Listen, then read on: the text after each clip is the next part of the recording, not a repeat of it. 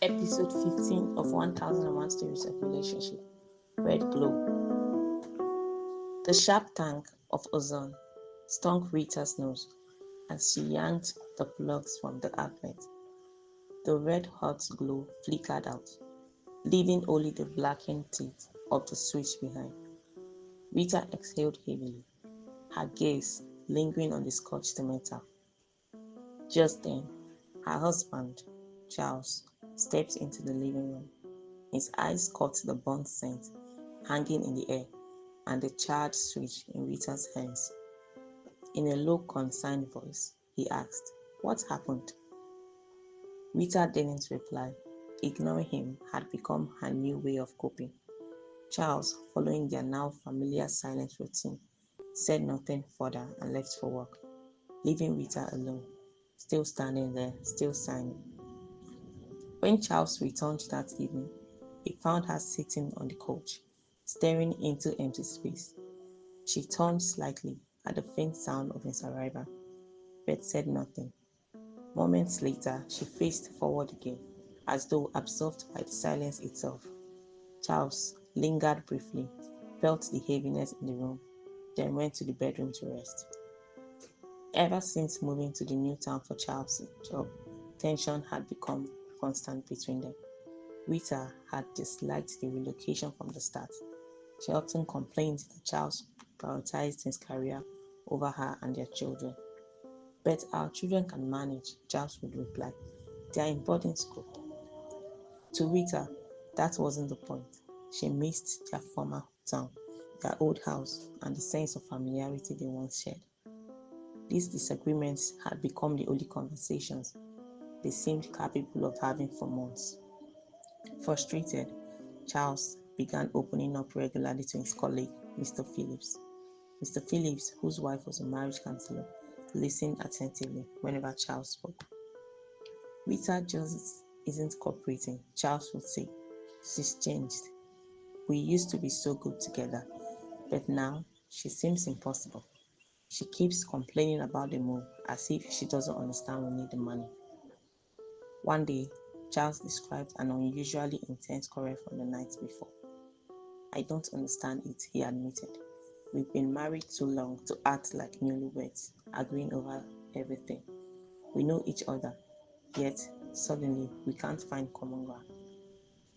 "I mentioned your situation to my wife," Mr. Phillips replied. She asked, "Have you ever truly asked why your wife is uncomfortable with the relocation?" and genuinely listened. "I think I have," Charles said, "but she just rants whenever I try." "That may be exactly the problem," Mr. Phillips said gently. "Don't assume she only wants to complain.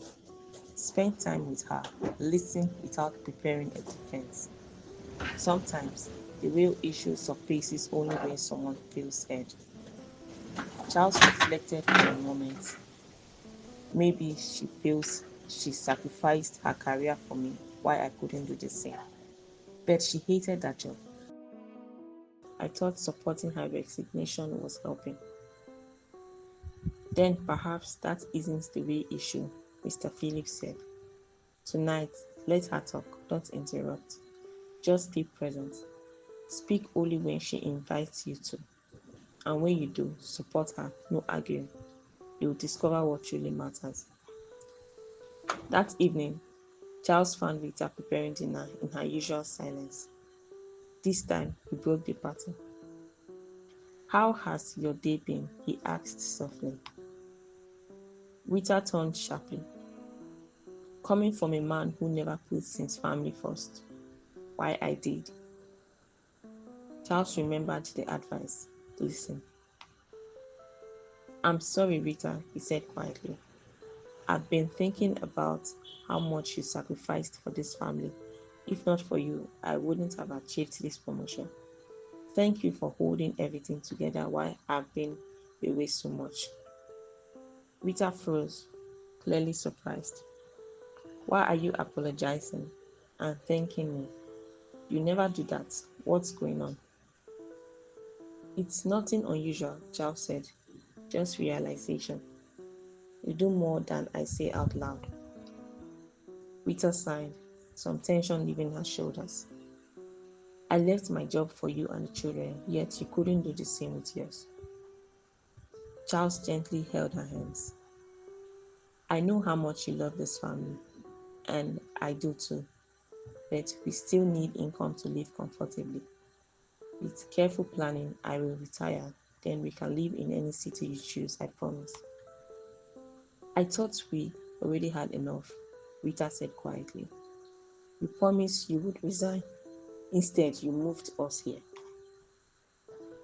I didn't forget, Charles replied calmly.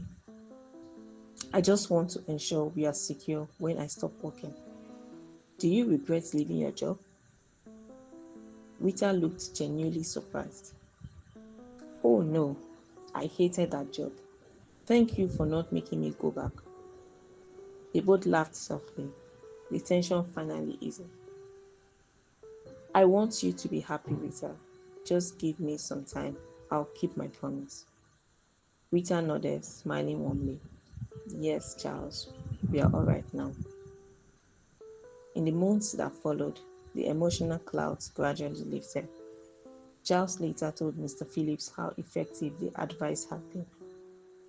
The real issue, Charles explained, was her desire for us to eventually live in one of her favorite cities, a promise I had made about retirement.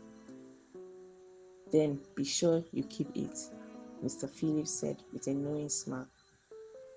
And Charles did. One day, Charles came home with a quiet glow in his eyes. I resigned today, he announced. It's retirement time. Now we can move to your favorite city, just as I promised. Rita, overwhelmed with joy, shouted happily and embraced him tightly, thanking him for keeping his word. Charles held her close, smiling. No, he said gently. Thank you for allowing me the time to keep it. And in that moment, their home, once heavy with silence, finally felt whole again.